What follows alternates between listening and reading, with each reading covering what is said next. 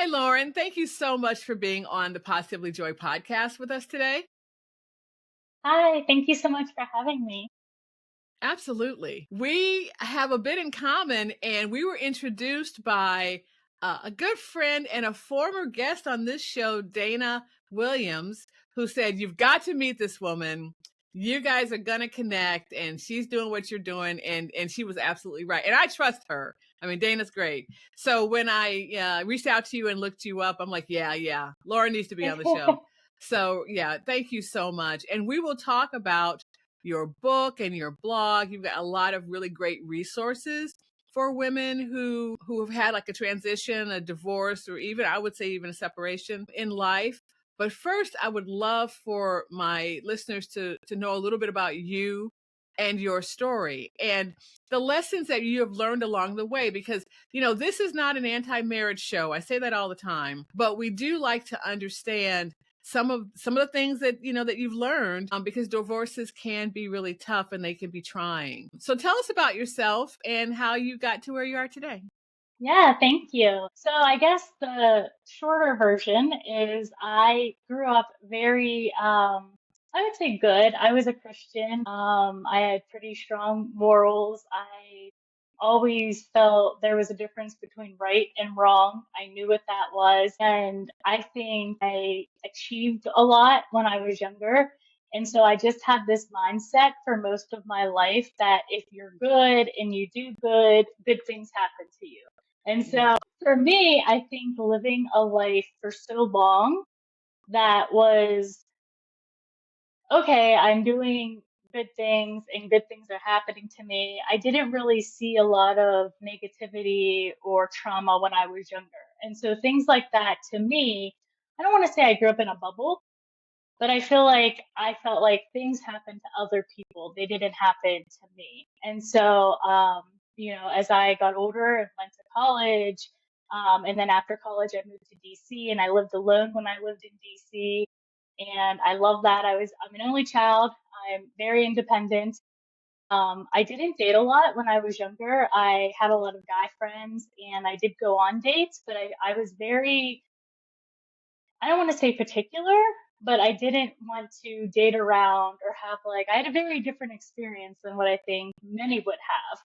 And so it didn't really keep me from having friends or going out or having experiences. I just didn't do the same things as everyone else, especially within relationships and dating. And so for me, I think getting divorced was so much of a shock because when I met my now ex-husband, I thought, oh wow, when I met him, we took our time to get to know one another. We were friends first. We didn't date right. We got to know each other. We dated, got You feel engaged. like you did all the right things. I did all the right things. And so I think for me, I was just like, this is it. I was living in a city I liked. I was achieving in my career. I finally met someone and I just I think I believed if you wait until marriage, you just have this wonderful, life. And we did. We had a meet cute when I met my ex-husband. I had my dream wedding. So that was something we had. But for me, I think when we started having hardships, and I don't just mean within our marriage, but individually as well. And so we both ended up being laid off. We both had great jobs in different roles, different sectors, different companies. We're laid off at the same time. And so I think that started to kind of chip away at things. But early on in our marriage, he had a best friend, and we kind of did, I would say we got married at I hate to say an average age or but at an age where a lot of our friends were getting married. And so he had a friend that, they met around the same time we met and then they got engaged around the same time. So we were on the same kind of trajectory, if you will. We all really got along well. And when we had been married for about a month, and that's when his friend had his bachelor party. They went on a bachelor party, and my ex-husband, who had never really done anything wrong, kind of got swept up in the bachelor party, and he didn't want to, but he felt uncomfortable saying no to going, and so he did, but then when he came home, he was so different. Like, and he told me right away, like, where they went and, what happened. And I think because it was so early in marriage and because I was who I was, it really hurt me. It hurt me a lot more than I think I realized. I think I was so embarrassed and ashamed. I thought that was supposed to be the honeymoon phase. And so for me, that I think I had this perfectionism kind of mindset, And at the time, we both still had our jobs, but I was like, let's just move past it. Let's just keep going, keep the ball rolling, keep moving forward, keep driving. So that's what we did. But then when the layoffs happened, it was almost like I realized I never got over what happened there. And even though he apologized and it was one time, I think in my mind, I just never forgave him, never got over it. And it really, as other things came up, piled on and on and on to the point where I definitely, I questioned God, like, because Yeah. I didn't understand. Like, I was confused. Like, you could tell throughout our marriage, like, we used to sit at the table together, we would pray before dinner. And I talk about this in my book, the worst things got, we stopped eating dinner together, we stopped praying together, and then we were just basically living separate lives Well, towards the end there. let me just jump in just a little bit and, obviously whatever you're comfortable with, feel free to. But are we talking about like a situation where it's an exotic dancer, that type of Hmm. thing? Okay. Okay. Yes. Yeah. Yeah. And things did happen that I felt shouldn't happen from that. And I have a lot of guy friends, like I said. Yeah. And I even told them because I know, like, I hate to compare things. I lead divorce care groups, and everyone's always like, well, I don't want to share my story because someone's already shared their story. And they're like, oh, well, theirs is worse than mine. And I was like, no, we all have a common denominator. We're all divorced here or on the way to being divorced.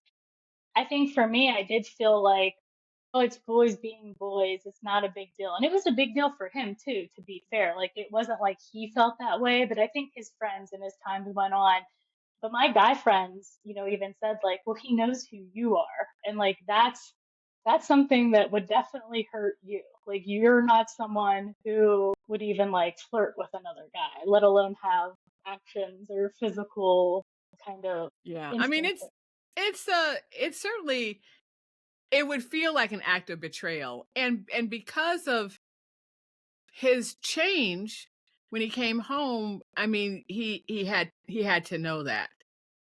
But why do you think, and he knew that it hurt you, but why do you think that your relationships or your interactions toward each other changed after that, even though he came home and apologized? Why do you think that Yeah. happened?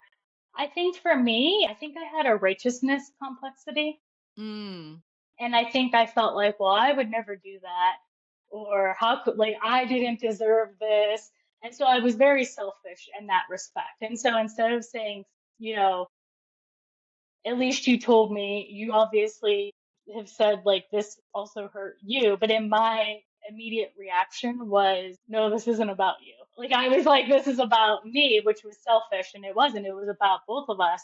But I also think because I didn't deal with it, I just brushed it off. I was embarrassed. I didn't want to talk about it. I didn't want to tell people. Like, I just felt like, why did he have to do that? Like, what was wrong with me that he felt like, and that wasn't the case. It was, for him, it was, he was not necessarily a leader. He was more of a follower. And he was like, well, everyone else was doing it. So, like, I had to too, kind of a thing. But then that for me was almost from a biblical standpoint, yeah. as an independent woman who I am very strong willed and I do have, I can take initiative and leadership, but my preference is to have, my husband being the one. So, like, for me to kind of step into that role as like the leader of a household, and I was like, well, why? You just really couldn't say no, or like, hey, I just got married. Like, they all knew, and so Yeah. Yeah. it was kind of weird because I think there was one guy who was married and he didn't. He was like, actually, like, I'll sit outside or I won't go into the room. You know what I'm saying? Like, I can participate in everything, but that feels like crossing the line. So that he didn't have to be the one to start that, but he didn't follow that guy. He followed the majority. And for me, then I was like, well, how's he going to lead me through the rest of marriage if, like, I don't know. So I think it was deeper than just that one action. I think it was the timing, but I think it just made me view him differently. And it also made me feel like I think a lot of people feel like, oh, I didn't think this is how my first month of marriage was going to be, you Oh, know. we're talking 1 month? Oh yeah, yeah, because like I said, they were on the same path as us, and we Mm. were married in April. Their wedding was in June. The bachelor party was in May, and my husband had had his bachelor party in I think January, February, and they just went skiing, and like nothing happened there. So that's what I'm saying. It wasn't like a pattern or something I found out like this was in his, because I know that happens. I know people find out after they get married, oh, I didn't realize he did this all the time. And like that was not my case. It was just, there's more of a leadership versus follower Yeah. Yeah, type yeah, thing. yeah. And so I did see him differently. I think it also chipped away at my self-worth because like I said, I was a Christian, but I think I had a lot of idols in my life. And career was one of them. So losing my career, and that wasn't the first time I was laid off. I was laid off again right when we got divorced, and then I started my own company. But I think putting my value and worth on things other than who God called me to be or who God says I am, when those things kind of became removed, including marriage, because I think marriage is a gift from God. And obviously, I think a Yeah. lot of us, make a mess of it sometimes. But I, I think I had a lot of idols in my life. Wow. So how long did that marriage last? We were married for like 5 years. So again, in the grand scheme of things, certainly in the legal realm, not a huge amount of time, but we were together for like a decade. So that's still for me at my age that I was. And since I don't get into like 10-year long relationships of any sort, that was a big chunk because we still had, traditions and things that we did, lives we built together, and then you still hope that you're going to have kids and like do all these other things. So I feel like, especially for when it happened for me, like I said, I was probably at the time in my life where friends, some of my friends weren't married yet, some of my friends were starting to have kids, and so I'm getting divorced while they're like having kids. So it was like a kind of a weird phase to be going through that. No, I completely understand. After the divorce, so were you separated for a long time? Did you move quickly into divorce and did you move out of the house? Like we were in different places, living in different places? Yeah, we moved pretty quickly once the ball was rolling. I think we had a slow burn towards the end Mm. where, we weren't talking to one another. We weren't sleeping in the same room. We were just not even seeing each other. Like he'd be gone before I'd wake up, and then I'd be in bed before he got home. We weren't texting throughout the day, which was something we weren't really together. And so I remember especially because I'm more of a perfectionist than I think he was. I think he was definitely more real. So, for example, when we were laid off, I was like, I can't tell people. I can't say one of us is laid off, let alone both of us. So we would go out and people would be like, "How's work? How's work?" And I would just be like, and he was like, "You need to tell people." And I was like, "No, like I don't want people to see me in this kind of like everything's falling apart. I don't want to talk about it." And so we would put up appearances mostly because that was my perfect. So the first holiday we didn't go to was 4th of July at my family's house, and I showed up, and we had just in June, end of June, we had a wedding on his one of his friends, and we barely talked at the wedding. It was kind of a mess, and so then for That must have been you really know painful seeing him at a wedding. Yeah, it was weird because we weren't doing well. He was in the wedding and I wasn't.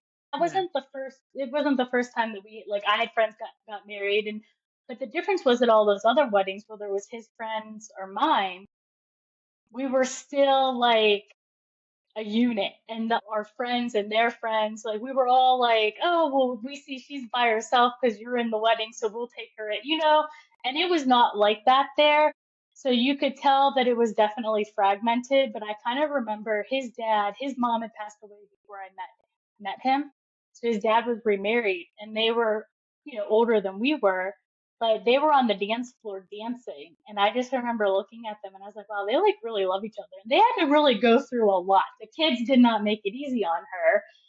And I was like, wow, they're really in love. And his sister, my husband's sister, looked at me and was like, is everything okay with you?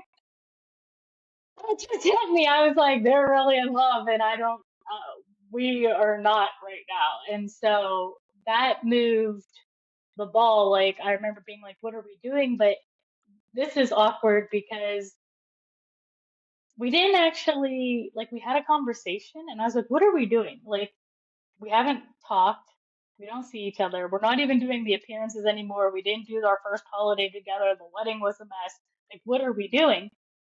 So we kind of talked.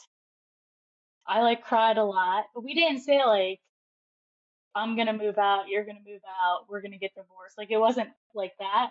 Yeah. So because he wasn't coming home, I was like, I'm gonna go like get away for a little bit. So I went down to Louisville, Kentucky. And when I was in Kentucky, I got a call. He wasn't responding to me or anything. And I got a call from my dad. And when we had moved to DC and then back to Pittsburgh, moved all of our stuff, and we had put some of stuff into my Gram's house for storage because it was like kind of valuable and we didn't want to be, taking Yeah. it back and forth. He moved out some of his stuff from my Gram's house, and Oh, my dad wow. called. My Whoa. grandmother's like 85, and I was like, she's Graham. Like, how could you do that to Graham? Like, Graham has no idea that anything's happening, and you start moving stuff out. So then I'm like, I'm in Oh, no. another state, so I'm not okay. So he's not answering me. So I had to call my father-in-law, which I never do. He texts me back, I can't talk to you. And I'm just like, so then he must have told my husband, you need to talk to her. So he called me and was like, well, I don't know what you thought was going to happen. I thought we decided. And I was like, no, I mean, we had a conversation, but so that was it. That was how the separation started. He never came back. Mm. I I was like, okay, we need to pack up. I'll pack up first, and then he packed up, and then we were like, do you want to do attorneys or not do attorneys? And at that point, things were just so messy, and I was like, we were both kind of starting over. I did meet with an attorney, and I think he had met with an attorney. And I was like, I just don't want this to drag on. I don't want anything from him. I also don't want to give him anything. I didn't know at Right. that point because we both had been through so much. Like we had highs and lows individually. I was like, who knows which way this is going to come down, but I don't think it's worth it to go through the attorney route for us. We don't have kids. So we did do a quicker, not quicker, and we have to wait 90 days in Pennsylvania, but we did file, we did our own separation agreement. We did have it notarized just in case, because you never know. You think it's an amicable divorce, but you're still breaking apart something you thought would be there forever. So Absolutely. You mentioned that you were kind of mad at God. Let's talk about your self-worth at this point. A lot of stuff things happened quickly for you. I mean, you thought maybe that what you were maybe still even trying to work on the marriage, but then it all happened very quickly. yeah. So I know that in my first marriage, I know now that I did not lean on the Lord in a way that I should have. It's very clear to me now. I didn't understand it back then. Would you say the same thing? I would say in marriage. So when I was married, for sure. Like I would have said, like, oh, I'm a Christian. But I was probably a baby Christian, or I was a Christian who thought, like, oh, good things are going to happen to me, or, I have the Lord's favor on my side. And that's true, but there's, trials and tribulations along the way. And so I do think that while I was married, yes, I did not rely on him. And in fact, don't think I said like, "Oh, that's it, like I'm done with you." But I kind of remember like I wasn't praying as much, I wasn't walking with God, but I remember being mad and literally looking up from the ceiling. And I was like, "Am I getting punked? Like, are you punking me? I don't understand, God." And that was like the first time I talked to him in a long time. But once we got divorced or we're going through the divorce process, I was at rock bottom. So my self-worth was like gone. Like I had no job. I had no husband. I had no kids. And, I have a quote in the book that's like, here I was, like I was sitting amongst all of these packing boxes and, I was husbandless, childless, and I was feeling less. I was feeling less than what I thought life was supposed to be like. Like I just didn't feel anything. And so on top of that, I was like, okay, I can stay in this. this awful feeling, and I've been feeling awful throughout parts of marriage, or I can actually just surrender and like give it to God because obviously I was a control freak. I made a mess of things. So God can do something obviously better than I can. So I started my own business. And I actually remember my first client call came through. It was like while I was going through a divorce. I didn't even have an LLC yet because I was like, should I have an LLC before I'm divorced? Like I had all these questions. Yeah. And a client called and was like, can we do a call like now? And I was like, now, like I'm crying. My hair was up in a bun and like the bump from it being up in, my messy tears and face, no makeup on. And I was like, sure. And I would have never, ever done that before. I would have been like, it's not the right time. I don't look right. I'm a mess inside and outside. And I got that client. And I was like, obviously, God is working and he Yeah. can do things. And I think I just, at that point, I changed. I went all in. I started doing more small groups. I started serving a ton more. I just, it was a non-negotiable for me to be in the word every day, constantly praying, not just like, oh, before I go to bed or before a meal, but just like talking to God before a call or before if I had a question and just surrendering everything. Yeah. So Mhm. I And think when you after say divorce, it serving, was different. you mean serving at church? Yeah, serving at Yeah. church. I started getting way more involved. Before I would serve for like opportunities, like, oh, they're doing this of that, I'll help, or they're doing this, I'll help. I wasn't like every week or leading groups and I just saw God work so much because when you go through a divorce, you can feel like, well, I obviously felt worthless, but you can feel like, who am I to help anyone right now? Mhm. Like, I don't know how I have anything to give. But as I started serving, I went to one small group, and then a girl in that group was like, "Hey, do you want to be my co-leader? I'm leading a small group." And I was like, "Me?" She's like, "Yeah, you'd be really good." And I was like, "Okay." So then I started leading with her, and then they were like, she left to go to another place, and they were like, "Hey, we want you to become a coach." And I was like, "A coach?" So now I'm gonna lead the small group leaders, and so like God just kept working. The Yeah. little you give him, the little mustard seed, like if you can just find just a little bit, he really can make it go, and you can't even imagine it. Completely agree. Completely agree. So let's talk about your book, Wings to Rise Above Divorce. So, how long after your divorce did you write the book? Well, like with many things in my life, it's not a clear cut answer. Mhm. I'm a writer. I've always kind of loved to write. So when I was going through my divorce, I was just writing. Mhm. And it was raw and it wasn't helpful, and it was kind of reading a little more like a fiction Lifetime movie, maybe not even Hallmark. I think it was like straight to Lifetime, not really Hallmark. And so I was just writing all of that. I had like 35,000 words into that book. Wow. And at that time I was serving in church, and one thing, because I think people knew I liked to write. I wasn't writing like devotionals or anything like that. I was writing my primary audience are tech clients, so I do a lot of B2B marketing. And so people at church were like, "Hey, do you want to write a devotional for our conference or for like the youth group?" And so I started writing more along those lines. And I was like, the Holy Spirit just really convicted me.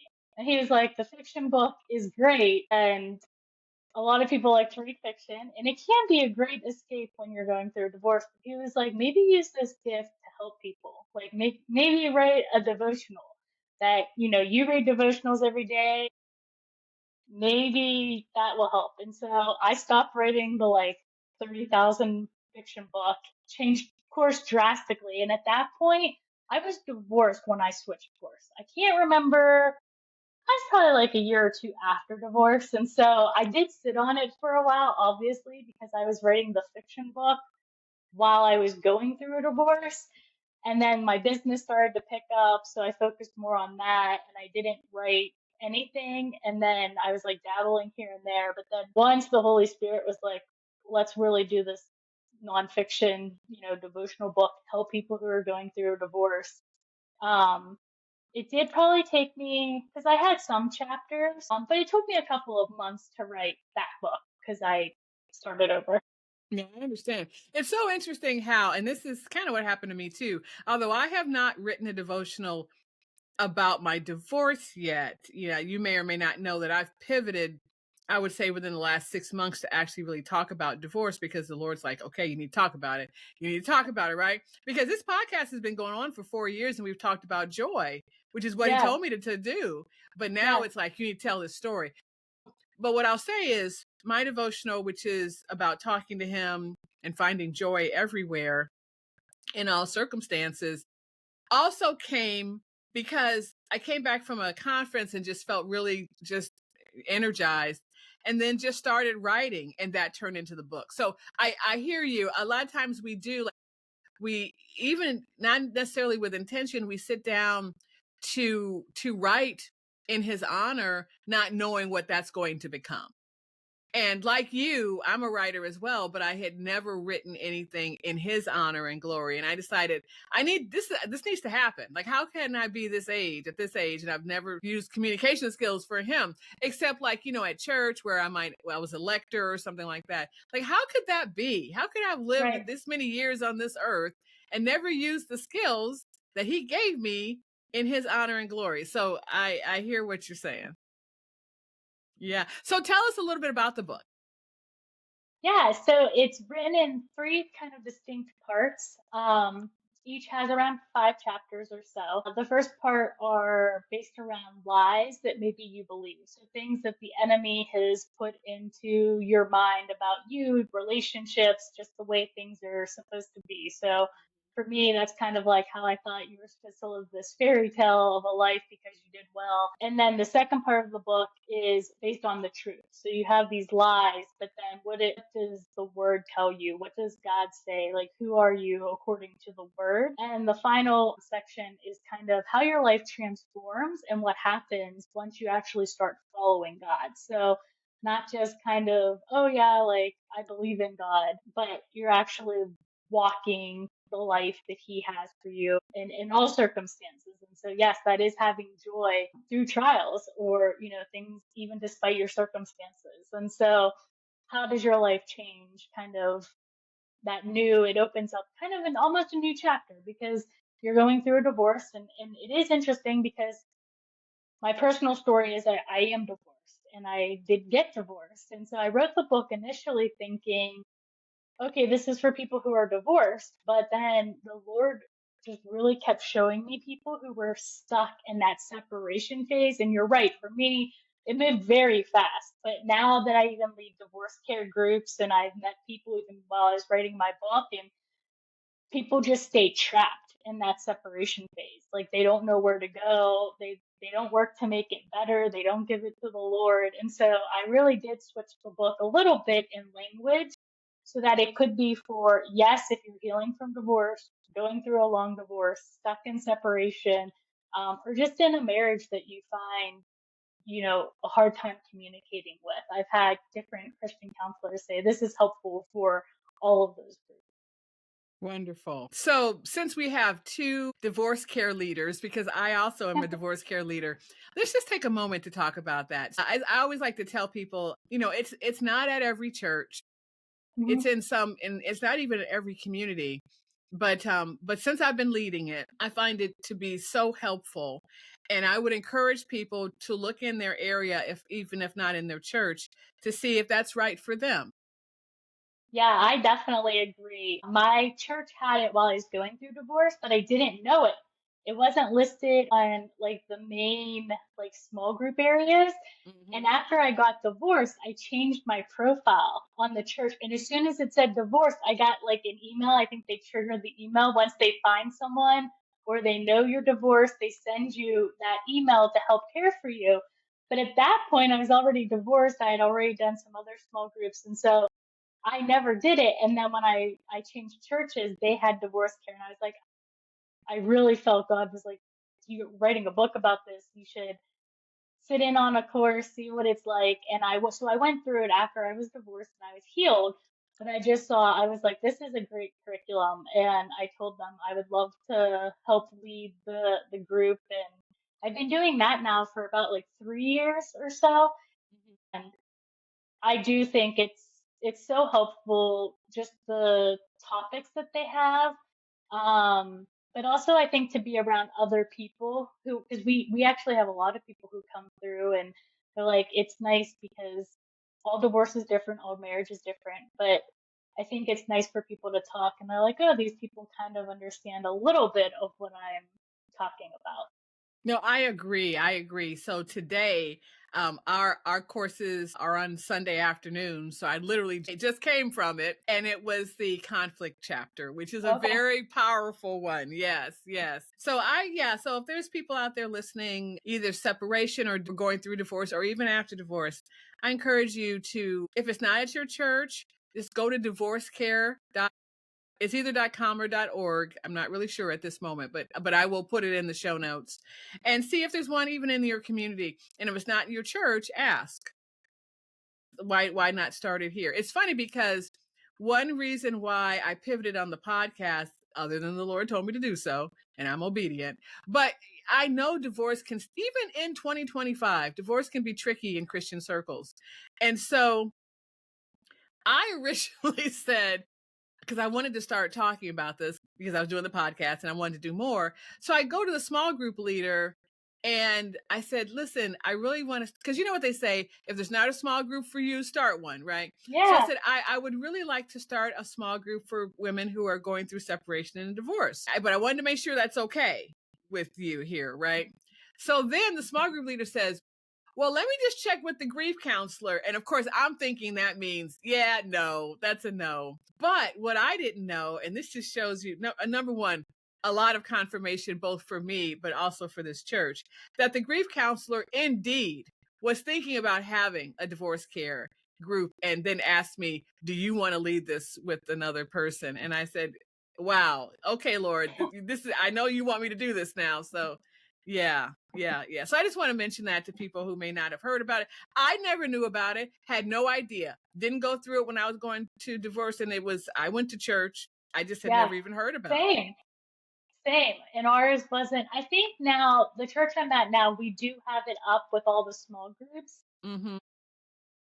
But yeah, it is something that I feel like, and we have like a grief counseling center within our church. And so they often will kind of direct people who, if they mention it, they'll be like, oh, we also have a small group that you can also go to, in addition. But I do think it is one of those things. It's not like, oh, we're reading a book this week.